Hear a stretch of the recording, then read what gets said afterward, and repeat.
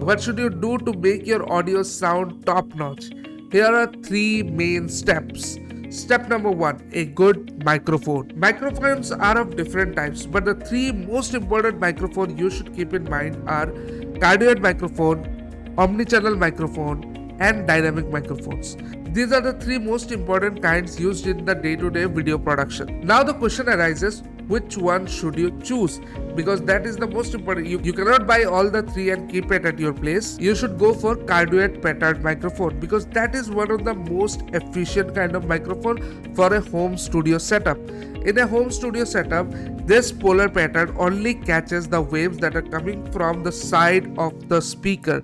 So that gives you a much better depth, clarity, and much richer sound quality. So this is the kind of microphone you should go for. See you in the next video. Until then, use the resources and keep growing.